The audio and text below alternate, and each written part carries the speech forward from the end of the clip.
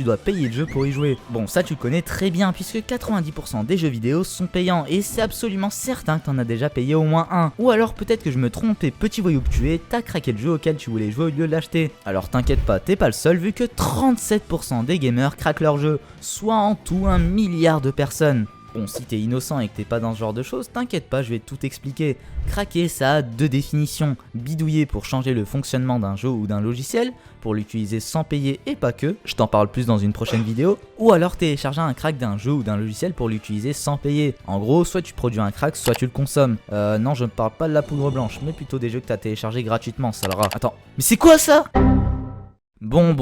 Peut-être que tu t'en rends même pas compte et que c'est rien du tout pour toi, mais tu participes à l'un des plus gros massacres financiers de toute l'histoire de l'humanité. Encore pire que la guerre d'Afghanistan, la guerre du Golfe et la guerre israélo-palestinienne réunies. Mais comment ça se fait? Pour comprendre, il faut se plonger dans les 40 ans de guerre entre des voleurs bénévoles et des entreprises multimilliardaires qui ont changé ta vie sans que tu ne le saches. On va aussi voir ensemble comment ces entreprises multimilliardaires, Sony, Nintendo, Rockstar, Microsoft et j'en passe, ont failli totalement disparaître à cause des teams de crackers, donc ceux qui produisent des cracks, y compris celui que tu as téléchargé tout à l'heure. Tout ça juste pour permettre à 1 milliard de pauvres comme toi, et moi aussi, de jouer à des jeux vidéo. Tout ça commence il y a bien longtemps, vers les années 80. Pas d'internet, c'est la guerre froide, le mur de Berlin est toujours debout, et pourtant même avec ce climat qui est l'un des pires de toute l'histoire de l'humanité, de nouveaux Robin des Bois font leur apparition, les crackers.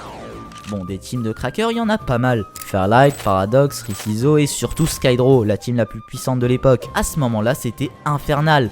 Tout le monde pouvait rejoindre une team de crackers ou même former sa propre team. Même toi, les jeux vidéo n'avaient pas encore de protection anti-piratage, donc il te suffisait d'avoir un minimum de compétences en informatique pour craquer n'importe quel jeu. Mario Bros, Prince of Persia, Sonic, Doom, Pokémon, Zelda et des dizaines d'autres jeux de l'époque sont facilement craqués par les crackers en seulement quelques semaines. Bon, si c'est aussi simple, c'est parce que ça sert à rien. Bah oui, c'était trop beau pour être vrai. Déjà, comme je te l'ai dit, il n'y avait pas internet, donc impossible de partager des cracks à n'importe qui dans le monde comme aujourd'hui. À l'époque, tu pouvais juste donner des cracks aux gens de ton quartier. Mais c'est loin d'être le seul problème. À ce moment-là, on est mais alors là, très loin des 3,2 milliards de gamers d'aujourd'hui. Pratiquement personne ne joue aux jeux vidéo à cette époque, puisque déjà les ordinateurs et les consoles ont des prix abusés, au moins plus de 3000 € pour cette chose, et personne en voit l'utilité.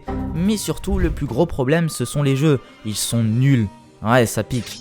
Donc avant, le piratage de jeux vidéo ne servait à rien. À ce moment-là, c'est juste un délire de petit geek anticapitaliste insignifiant qui veut changer le monde en voulant casser les barrières entre riches et pauvres. Alors tout le monde les laisse faire si ça peut leur faire une occupation. C'est tellement inutile que même au niveau financier, les crackers n'ont aucun impact sur le marché du jeu. Donc ça fait même pas de mal à ceux à qui ils volent des jeux. Même 9 ans plus tard, avec l'arrivée d'internet, on peut enfin échanger des cracks à des millions de personnes, rien ne va changer. Et du coup, ce phénomène risque pas de faire long feu. En voyant qu'ils se tapent la honte, beaucoup de teams de crackers abandonnent et arrêtent de voler des jeux, dont Skydraw. Mais quelques teams ne lâchent rien et continuent toujours de craquer des jeux pour permettre aux pauvres comme toi de jouer à des jeux vidéo, même si ça sert à rien. Ce sera à peu près comme ça pendant 20 ans, jusqu'au moment où tout va changer. Ah, les années 2000, on est 20 ans plus tard et le monde entier a tellement changé. Déjà, internet s'est étendu au reste du monde, même la France. Mais surtout, l'informatique explose. De plus en plus de monde commence à avoir un ordinateur chez soi. Si c'était pas ton cas, force à toi. Ou alors, à la place, t'as eu la chance d'avoir une des consoles de jeux révolutionnaires comme la PlayStation 2 et 3 et la Xbox 360. Il y a aussi la Nintendo DS qui est pas mal non plus. Pas mal, non? Et c'est pas tout. Les téléphones Nokia, c'est fini. L'ère des téléphones tactiles et des tablettes vient tout juste de commencer grâce à Apple et Android. Bon, tu l'auras compris, si le matériel explose, alors les jeux vidéo qui vont avec aussi. Que ce soit sur téléphone, tablette, console ou ordinateur, on assiste à la naissance d'énormes masterclass inédites. Les Sims, Counter-Strike, Hitman, Tomb Raider, Rayman, GTA, Uncharted, Resident Evil, Assassin's Creed, Call of Duty et bien d'autres. Maintenant, t'as vraiment quoi faire avec tous ces jeux. Sauf si t'as pas d'argent. Bon bah tu vas devoir continuer de jouer à Monopoly, t'inquiète pas, t'es loin d'être le seul dans cette sale situation. Et justement ça fait plaisir aux crackers. 20 ans plus tard ils vont enfin pouvoir se rendre utiles aux pauvres comme toi. C'est là qu'on assiste à une grande vague de piraterie. Des centaines de teams de crackers font leur entrée, dont les plus puissantes qui sont 3DM, Conspiracy, une team italienne, troisième plus grande team de tous les temps, Hoodloom, Class et Skydraw qui revient finalement. Le phénomène prend de plus en plus d'ampleur à l'international. Tout va très vite et la production de crack explose. Mais le moment où tout va vraiment exploser, c'est avec l'entrée de la team Deviance, la deuxième plus grande team de crackers de tous les temps. c'est elle qui a produit 70% de tous les cracks de jeux vidéo des années 2000. Avec Deviance, Conspiracy, Skydraw, Hoodlum, Class, 3DM et toutes les autres teams de crackers, c'est le massacre. Ensemble, ils craquent plus de 2000 jeux vidéo en 8 ans. Assassin's Creed 1 et 2, les Prince of Persia, Super Mario Galaxy, la saga Resident Evil, 2X, Call of Duty, les Sims, Rayman Adventures, les GTA, Final Fantasies, Uncharted, Fallout, Splinter Cell, Batman Arkham, Mass Effect, la série FIFA, et j'en passe et des meilleurs. Grâce à eux, tout le monde peut profiter de ces bangers, même les plus pauvres. Pareil si t'es sur Nintendo DS. Tu pourras profiter de Mario Kart, Animal Crossing, GTA Chinatown War, bref que des masterclass. Et t'inquiète pas, si t'es sur mobile, les crackers t'ont surtout pas oublié. Hello Neighbor, 1, 2, 3, Hide and Seek, Snail Bob, Limbo, GTA San Andreas et j'en passe. Bref, c'est clairement la plus belle des époques. Déjà pour nous, les pauvres, mais aussi pour les crackers. Après 20 ans, ils ont enfin réussi. Ils ont cassé la barrière entre les riches et les pauvres. Mais tout ce beau petit monde égalitariste, ça compte pas durer. Le bonheur des uns fait le malheur des autres, comme on dit. Et les autres, c'est les studios de jeux vidéo qui sont en train de mourir. Plus personne n'achète leurs jeux vidéo et ils ne gagnent plus un seul centime. Pire encore, ils perdent de l'argent, beaucoup d'argent. Là, je te parle de plus de 10 milliards de dollars de pertes chaque année. C'est plus qu'une question de temps avant que le monde tout entier du jeu vidéo disparaisse à jamais. Les studios de jeux doivent faire quelque chose et vite. Alors qu'est-ce qu'on fait? On arrête de créer des jeux vidéo? Non, jamais, t'es fou. Le marché du jeu représente beaucoup trop pour être abandonné comme ça. Ce serait jeter des centaines de milliards par la fenêtre. Alors quoi, on t'interdit de télécharger des cracks de jeux vidéo? Ça a été fait, mais ça a été un échec. Aller arrêter les millions de pauvres comme toi qui téléchargent des cracks de jeux vidéo, c'est impossible et ça sert à rien. La seule solution à tout ça, c'est de couper le problème à la racine et de détruire les Russes et les Chinois responsables de tout ça. C'est à ce moment-là que la guerre commence entre les teams de crackers et les entreprises de jeux vidéo. Le truc, c'est que c'est perdu d'avance pour les crackers. Bah oui, les entreprises de jeux mettent des moyens faramineux pour stopper tout ça. On parle de je ne sais combien de milliards, alors que les crackers, c'est que des bénévoles, je te rappelle. Tout est fini pour eux. Et ils ne peuvent absolument rien y faire. Impossible de te faire payer ne serait-ce un centime pour télécharger un crack, c'est contraire à leur code d'honneur. Et impossible aussi de te demander de faire des dons. Et ce qui devait arriver arriva. La pépite technologique coûtant plusieurs milliards de dollars qui va tout changer, la protection anti-piratage appelée DRM. En gros, cette protection utilise de la cryptographie extrêmement avancée pour empêcher aux crackers de modifier les fichiers du jeu. Donc avec ça, on est sûr de ne plus jamais entendre parler de ces sales voleurs. Et pourtant, les crackers cassent le DRM sans aucun problème. C'est des Russes et des Chinois de toute façon, donc un peu normal quoi. Bon après, il faut dire que les protections n'étaient vraiment pas fameuses. C'est littéralement le plus gros échec de toute l'histoire du jeu vidéo. Plus de 10 milliards de dollars d'investissement et des centaines d'heures de travail fait par des milliers d'experts, tout ça pour rien. Le seul point positif, c'est que ça ralentit un tout petit peu les crackers, mais rien de plus. Et pour les points négatifs, c'est honteux. Grosse baisse de performance dans les jeux. Au final, les DRM ne servent à rien, c'est même devenu encore pire. Bah oui, ce point négatif, tu l'as quand le DRM est encore activé, donc quand t'as acheté le jeu. Alors pour les mangeurs de cartes graphiques, si c'est pour payer 70 € et avoir d'énormes baisses de performance, autant télécharger un crack. Et à cause de ça, plein d'autres gens ont arrêté d'acheter leur jeu. Mais bizarrement, les entreprises vont continuer à utiliser des DRM et à mettre des centaines de milliards de dollars dedans. Mais t'inquiète pas, tu verras pourquoi juste après. À ce moment-là, les jeux vidéo sont littéralement en voie d'extinction. Dans les studios de jeux vidéo, c'est la panique. Personne ne sait plus quoi faire. Et malheureusement, il n'y a plus le choix, il faut utiliser les grands moyens. No Electronic Theft, le FBI, Interpol, bref, toutes les forces fédérales sont mobilisées et coordonnées dans le monde entier, même en France, dans un seul but, retrouver les crackers et tous les éclater. Pour la première fois dans toute cette guerre, les crackers sont dans la merde. Bah oui, je te rappelle qu'avant, tout le monde les laissait faire. C'était pas interdit par la loi de voler des jeux. Mais maintenant, ils ont intérêt à rester bien cachés s'ils ne veulent pas finir leur vie en prison. Malheureusement, tu peux te cacher où tu veux, mais quand ce sont les fédéraux qui te recherchent, tu peux déjà te préparer à ramasser la savonnette. Des centaines d'opérations fédérales sont lancées pour démanteler les groupes de crackers. Et ça marche. Opération Buchanan, Opération Fastlink et bien d'autres sont des succès retentissants. Et des dizaines de teams de crackers se font choper. Petit à petit, les groupes de crackers diminuent encore et encore. Et la production de crack aussi. Pour vite mettre fin à tout ça, les cibles principales de ces opérations spéciales sont les plus grosses teams de crackers. Et beaucoup sont arrêtés, comme Hoodlum et Class qui représentaient énormément. Mais l'ère tout entière du cracking de jeux vidéo s'effondre quand la meilleure team de l'époque est arrêtée par les fédéraux, la deuxième plus grande team de crackers de tous les temps, Deviance. On est à la fin des années 2000 et les seules teams de crackers qu'il reste n'arrivent plus à tenir le rythme. Les entreprises avaient tout calculé et elles en ont profité pour faire des DRM ultra sophistiqués. Et à cause de tout ça, les crackers n'arrivent plus à craquer des jeux. Nous, les pauvres, devons nous rendre à l'évidence. C'est une question de temps avant que ce magnifique rêve soit fini. 5 ans se sont écoulés et des dizaines de teams de crackers ont tout abandonné. Les dernières teams encore debout font tout pour essayer de tenir le coup et continuent toujours à te permettre de jouer à des jeux. Mais tu dois voir les choses en face. La cadence est impossible à tenir pour Skydraw, Conspiracy et 3DM. Entre les centaines de nouveaux jeux qu'il faut craquer chaque mois et le temps que ça prend, cette fois-ci le cracking c'est fini pour de bon. Microsoft, Nintendo, Sony, Ubisoft, Activision et toutes les autres entreprises de jeux vidéo se sont enfin débarrassés d'eux. Maintenant, ils peuvent pleinement profiter de leurs petits milliards d'euros. Et si t'as pas assez d'argent pour acheter leurs jeux, et ben tant pis pour toi. Bref, tout est revenu à la normale et le cracking a disparu pour de bon. Mais voilà, la belle époque des jeux gratuits est derrière nous. Attends, quoi ?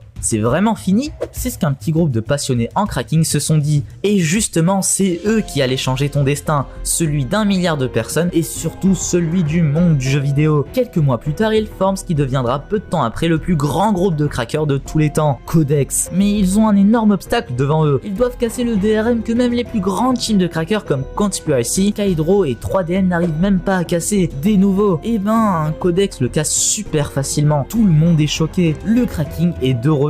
Et ça, ce n'est que le début. Codex enchaîne les cracks. Far Cry 1, 2, 3 et 4, Far Cry Primal, GTA 5, Watch Dogs 1 et 2, Minecraft, toute la saga The Witcher et des milliers d'autres jeux légendaires, tout ça en seulement 4 ans. Codex a produit à lui seul plus de cracks en seulement 4 ans que toutes les autres teams de crackers en plus de 20 ans. Mais le moment où ils vont faire trembler tout le monde, c'est en 2018 quand ils vont atteindre leur prime ultime. Codex distribue à tout le monde gratuitement absolument tout le catalogue de jeux du Microsoft Store. Et Codex a continué à craquer d'autres bangers. South Park, l'Anal du Destin, Assassin's Creed Origins, Shadow of the Tomb Raider, Resident Evil 2, Borderlands 3, Star Wars Battlefront 2, la saga Watch Dogs, Assassin's Creed 3 et 4, Call of Duty Modern Warfare 1 et 2, Starfield, Cyberpunk 2077, Far Cry 6 et enfin tous les FIFA jusqu'à FIFA 23. C'est bon, grâce à Codex, les pauvres d'Inde, d'Afrique, d'Amérique latine et du monde entier sont sauvés. Et il ne faut surtout pas oublier toutes les autres teams de crackers, Conspiracy, Skydraw, Revolt, Project X, Steampunks et bien d'autres qui reprennent du service. Rise of Tomb Raider, Insider, toute la saga Doom, Mass Effect Andromeda, Resident Evil 7 Biohazard, Hitman 2, Assassin's Creed Odyssey, Far Cry 5,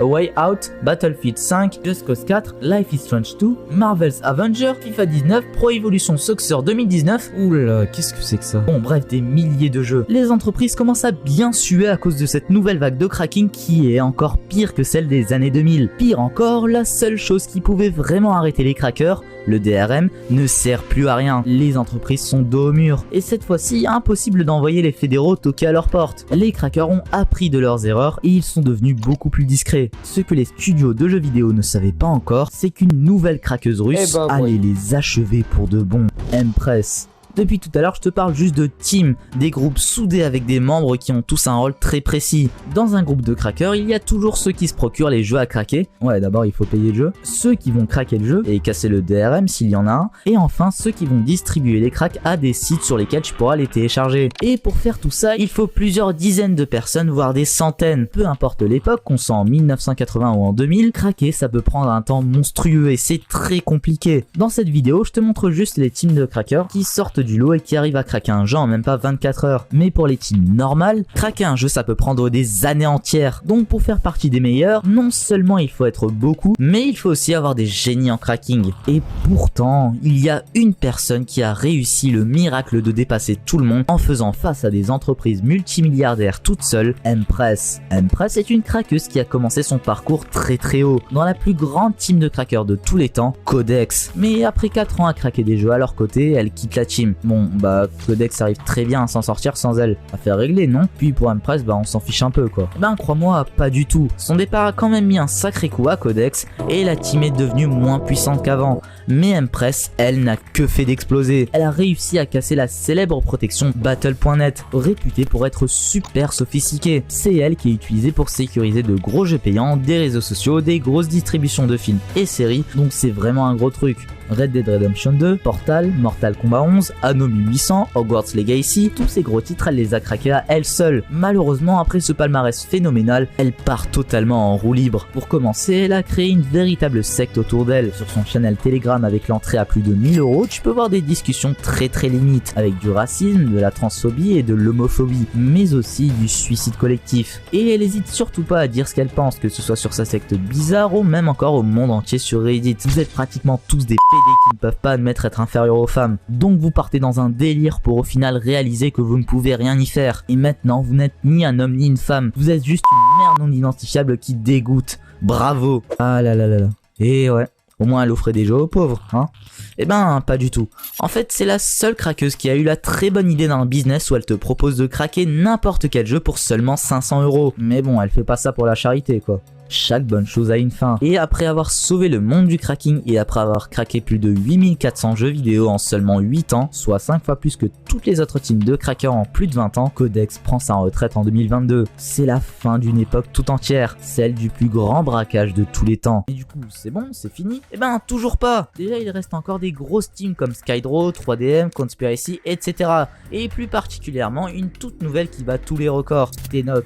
Mais aussi, certains membres de Codex ont continué le cracking et ont formé une nouvelle team encore plus puissante, Rune. Donc t'inquiète pas, la production de crack risque surtout pas de s'arrêter. En fait, tant qu'il y aura des jeux, il y aura des cracks. Les entreprises vont continuer à sortir des DRM toujours plus résistants et les crackers réussiront toujours à les casser. Ou alors peut-être que je me trompe et qu'un jour les crackers n'arriveront plus à casser un DRM et que tu seras obligé de payer un jeu pour y jouer. Ça, seul l'avenir nous le dira. Mais du coup, toute cette histoire, qu'est-ce que ça change pour nous? C'est vrai, qu'est-ce qu'on en a à faire franchement? C'est juste des Russes et des Chinois qui volent des jeux pour les donner aux pauvres. Eh ben, pas vraiment. En fait, ce phénomène a d'énormes avantages pour toi. Déjà, ça oblige les entreprises à baisser les prix des jeux vidéo pour inciter plus de monde à acheter. Donc dis-toi que quand t'achèteras GTA 6, j'espère bien sûr, ça l'aura, t'aurais pu payer le double voire le triple du prix, donc plus de 160 € facile. Il faut aussi que tu saches que ça a un impact positif sur l'économie. Oui, t'as bien entendu. Rien qu'aux Pays-Bas où 30% des gamers néerlandais craquent leurs jeux, soit 3 millions de personnes, l'économie néerlandaise a un gain de 100 millions d'euros par an. Et avec ça, certains pays veulent même finalement rendre le cracking de jeux vidéo légal, comme la Russie par exemple.